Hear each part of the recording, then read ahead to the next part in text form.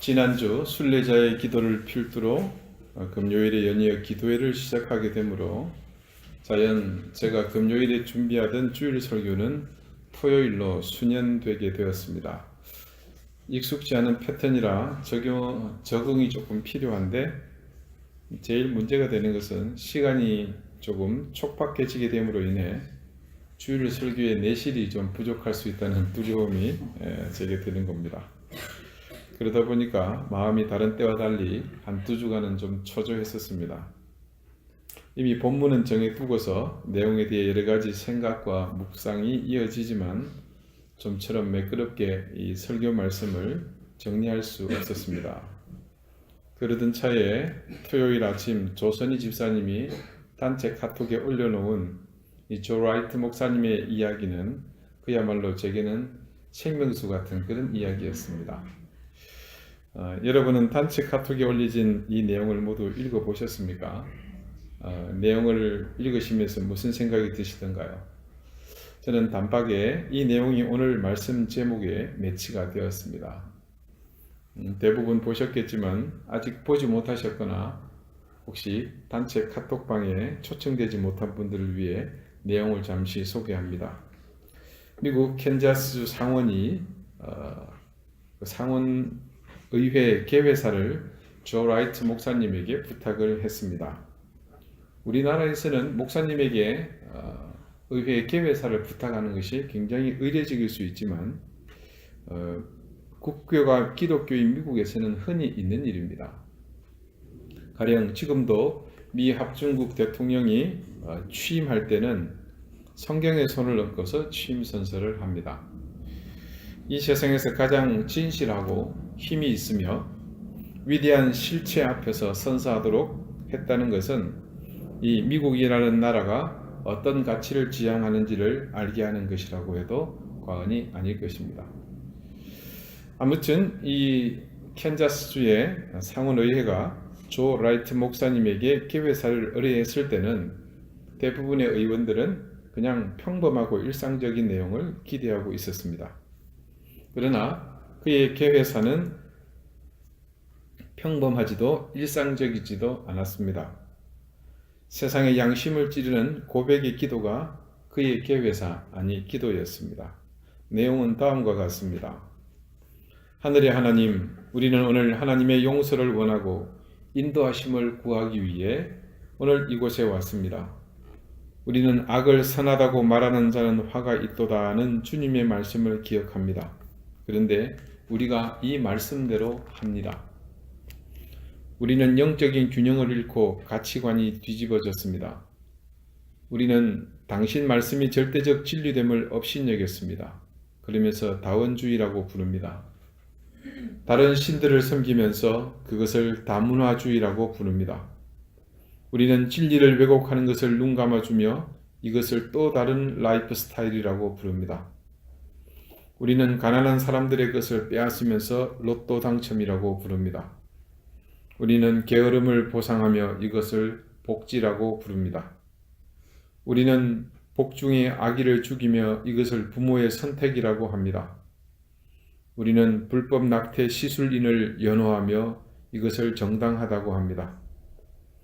우리는 자녀를 훈련하고 가르치는데 소홀히 하며 자녀들 인성교육을 소홀히 하며 이것을 그들의 자존감을 세우는 것이라고 불렀습니다. 우리는 권력을 남용했습니다. 그러면서 그것이 정치라고 불렀습니다. 우리는 공금을 횡령했습니다. 그러면서 필수 경비라고 말했습니다. 우리는 일상적으로 뇌물을 받았습니다. 그러면서 이것을 직위의 달콤함이라고 불렀습니다. 우리는 다른 사람의 소유를 탐냈습니다. 그리고 이것을 야망이라고 불렀습니다. 우리는 경건치 않은 삶과 음란함으로 우리의 환경을 더럽혔습니다. 그리고 그것을 표현의 자유라고 불렀습니다. 우리는 우리 조상들의 오랫동안 존중받은 가치를 업신여겼습니다.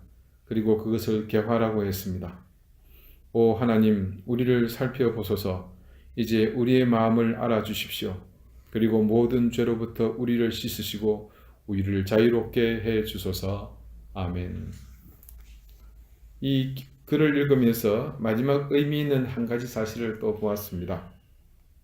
조 라이트 목사님의 기도에 대한 의원들의 반응입니다. 반응은 즉각적으로 나타났습니다. 많은 상원 의원들이 항의하는 표현으로 기도 중에 퇴장했습니다. 이 같은 기도문이 어디서든 낭독되었을 때 기대할 수 있는 반응은 크게 두 가지일 것입니다. 하나는 자성하는 겁니다. 그것은 양심의 울림을 통한 거룩한 몸짓이라고 봐야겠죠.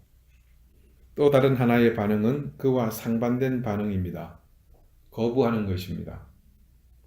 바로 회의장을 퇴장한 사람들의 반응이 그 같은 표시입니다.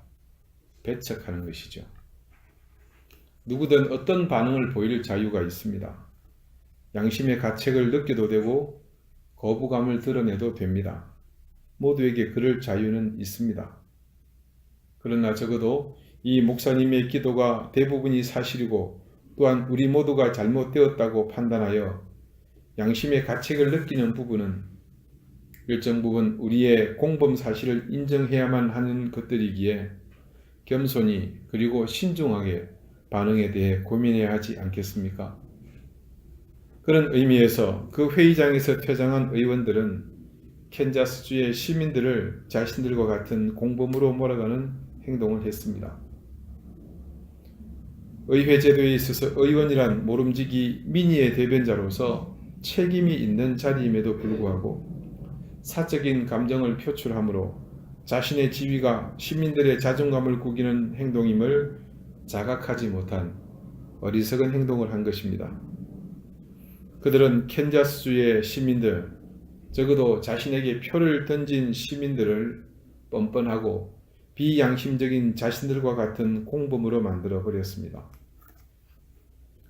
조 라이트 목사님의 기도문이 귀에 거슬렸다는 것은 그런 사실에 동의할 수 없었다는 것이고 그들은 적어도 자신들의 양심에 대해 너무나 무책임한 행동을 했다고 봅니다. 그와 반면에 이 목사님의 기도를 듣고 보인 열광적인 반응들은 어떤 의미이겠습니까?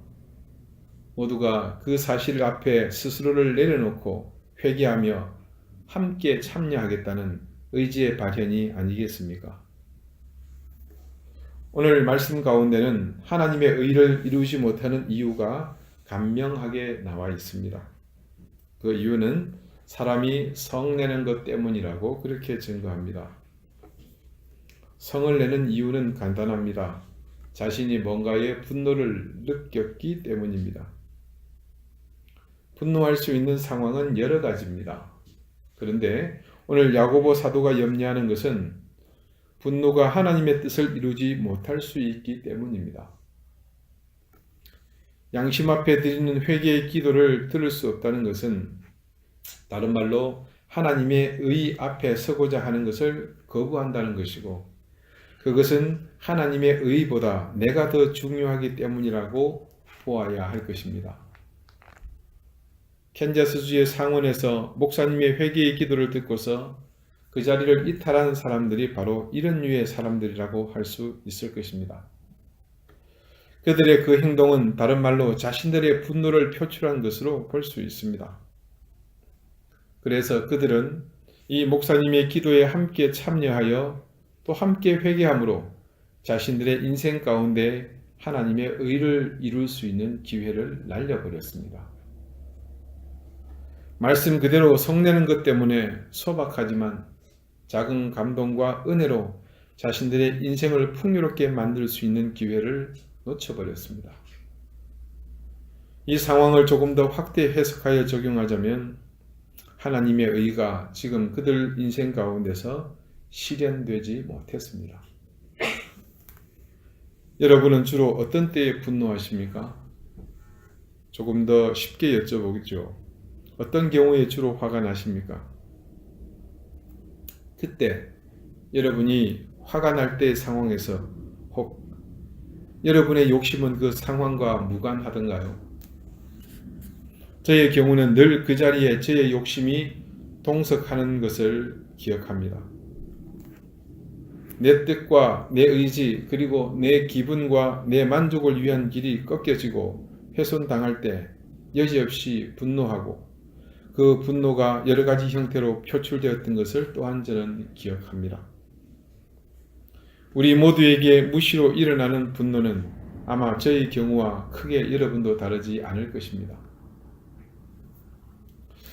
2013년 방주교회 부임에서 거진 1년을 보내고 맞은 첫 번째 대림절 설교 말미에 여러분에게 소개했던 중세 한 수도사의 대림절 묵상 기도문을 다시 한번 읽어드립니다. 두렵고도 떨리는 어떤 영적 사건이 일어났습니다. 그 사건은 하나님과 하나님께서 창조하신 우주의 본질이 무엇인지 드러냈습니다. 겉으로 보기엔 별것 아닌 일처럼 보입니다. 사람들이 본 것은 하나님의 뜻에 무조건 복종할 수밖에 없었던 가련한 소녀와 어려운 환경에서 태어난 아기뿐이었습니다. 겉으로 드러난 이 모습과 내면의 실제 사이의 대비가 우리를 향한 하나님의 모든 다가오심에 있는 진실입니다. 지상의 모습으로 변장하신 그분의 다가오심을 모두 다 알아차리려면 우리는 반드시 깊이 사랑하고 항상 깨어 있어야 합니다. 매번 그분은 우리가 예기치 않은 방식으로 다가오시고 스스로를 드러내십니다.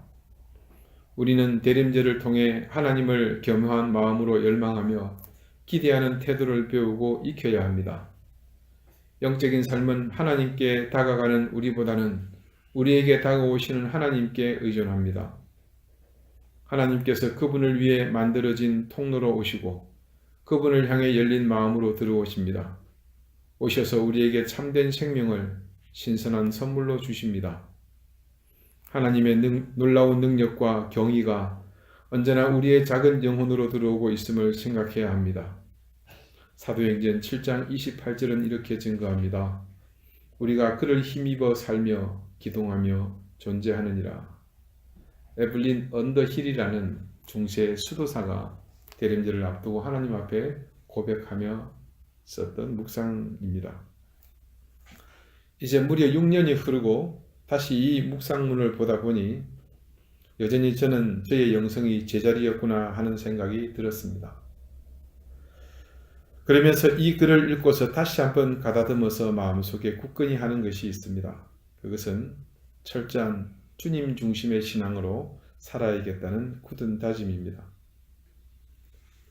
여러분 혹시 몇 주 전 이 말씀을 기억하십니까? 악이라는 것은 그 자체로는 별 위협이 되지 않습니다.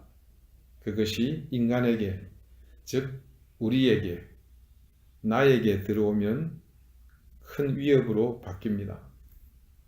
저는 그런 사실이 우리의 신앙 때문에 더 위험할 수 있다는 생각을 이 말씀을 준비하며 다시 해보게 되었습니다. 여러분, 우리에게는 스스로 검증하지 않아도 되는 하나님의 방법이라는 것이 있습니다. 전혀 검증할 필요 없는 하나님의 뜻이라는 무지막지한 무기가 있습니다. 그 무기의 힘이 얼마나 가공한지 우리를 단 한 번도 망설이거나 주저하지 않아도 되도록 매번 막강한 힘을 우리에게 불어넣어 줍니다. 한번 생각해 봅시다. 하나님의 뜻은 절대적인 진리입니다. 그 기준은 하나님이 정하시는 것이고 결과는 그래서 하나님의 뜻대로 되어지는 것입니다. 하나님의 뜻이 나타나는 것입니다. 하지만 하나님의 자녀라고 하는 우리 스스로가 이 사실에 대해서 어떻게 인식하고 있는지를 스스로 살펴봅시다. 모든 그리스도인은 하나님의 뜻이 절대적인 진리라는 데에는 의심이 없습니다. 그리고 그 기준이 말씀에 의존하는 하나님의 기준에 있음에도 어느 정도 공감합니다. 하지만 그 결과가 어떻게 나오느냐에 대한 의견은 다릅니다. 분명 하나님의 뜻이 진리임을 안다면 그 결과는 당연히 하나님의 뜻이 나타나야 합니다. 하지만 우리에게 있는 문제는 이 결과가 자신과 밀접한 관계를 가져야 한다는 주장이 앞서기 때문입니다. 그러다 보니 심지어 하나님이 정하시는 그 기준마저도 내 임의로 바꾸려는 그런 시도를 하게 됩니다. 하나님의 뜻을 가장 가까이 그리고 가장 많이 애용하는 사람은 다른 어떤 부류도 아닌 우리 자신들입니다. 우리 그리스도인들이 가장 많이 애용하고 있지 않습니까? 가장 많이 애용한다는 것은 곧 가장 많은 그런 위험성을 내포하고 있는 실체가 우리라는 이야기가 됩니다. 이 달갑지 않은 구도가 번번이 일어날 수 있도록 우리를 힘써 도와주는 것이 있으니 그것이 바로 우리의 분노입니다. 내가 하나님을 향해 가려는 길을 무지막지하게 막고 있는 우리 속의 수많은 이유로부터 생겨나는 바로 그 분노들입니다. 이 분노들은 하나님의 뜻이 아닌 나의 뜻, 우리의 뜻, 우리 교회의 뜻이 관철되지 않고 수용되지 않는 결과에 대한 반응이기도 합니다. 그렇기 때문에 대부분 우리의 분노는 하나님의 뜻과 배치될 수밖에 없었던 것입니다. 대림절을 기다리는 우리에게서 가장 관심 있게 보아야 할 것은 무엇보다도 구주이신 예수 그리스도, 이 땅에 오신 하나님이어야 합니다. 이는 신이 인간이 되는 성육신의 사건이었고 전능자 하나님 중 한 분이신 성자 예수님께서 자신의 모든 의지를 성부께 맡기고 모든 것을 내려놓으신 사건이었기 때문입니다. 그분이 직접 인간의 자리로 내려오신 겁니다. 이 역설의 현장이 오늘 우리가 사는 은혜의 시대요, 소위 말하는 복음의 시대가 가진 가장 중요한 가치입니다. 그런데 정작 하나님은 인간이 되셔서 오신 이 땅에 살고 있는 인간은 끊임없이 하나님이 되려고 하지 않습니까? 우리는 알고 있습니다. 우리가 욕망을 버리지 않는 한 우리는 어디까지 가야 직성이 풀린다고요? 네, 우리는 하나님의 자리에까지 나가야 비로소 물리적인 욕망의 끈을 놓을 수 있습니다.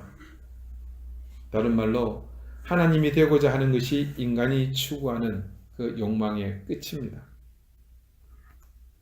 성탄절은 하나님의 창조 이후 가장 크고도 엄청난 모순이 실현된 날입니다.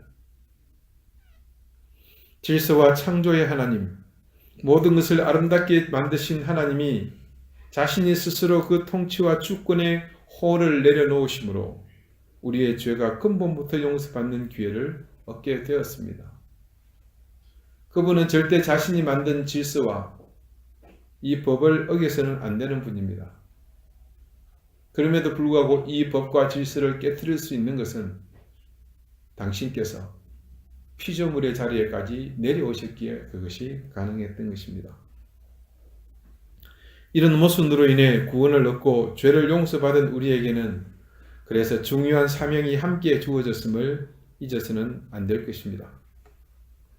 저와 여러분, 적어도 예수 그리스도의 구원의 은총을 받고 사는 우리는 이 모순이 우리 가운데 이루어졌음을 삶으로 증거해야 합니다. 그렇게 사는 것이 값없이 구원받은 우리가 그나마 염치 있는 삶을 사는 길입니다. 제가 다시 한번 대림절의 이 묵상 앞에서 주님 중심의 신앙의 삶을 살아야겠다는 다짐을 한 이유가 여기에 있습니다. 유한하고 모순이 가득한 죄인된 우리가 과연 하나님의 의 앞에 설 수 있겠는가? 적어도 우리가 자기주도적, 자기중심적 신앙에서 벗어나지 못하는 그런 신앙의 삶을 산다면 우리는 충분히 그럴 수 있습니다. 그렇게 된다면 우리는 심지어 하나님의 의 앞에서도 감히 분노할 수 있습니다. 사랑하는 여러분, 오늘 말씀은 이렇게 시작합니다. 내 사랑하는 형제들아, 너희가 알지니 사람마다 듣기는 속히 하고. 무슨 이야기겠습니까? 말하고 성내는 것보다 선행되어야 할 것이 바로 듣는 것이라는 의미입니다. 세상의 소리, 인간의 소리, 나의 내면의 소리가 아니라 이때 들어야 하는 소리는 하늘의 음성이요, 성령께서 말씀하시는 음성이며 그 말씀을 통해 우리에게 들려지는 그 음성, 그 소리입니다. 그 소리를 먼저 우리가 들어야 합니다. 그래야 우리는 성내지 않을 수 있습니다. 그래야 우리는 매 순간 하나님의 의를 이룰 수 있습니다.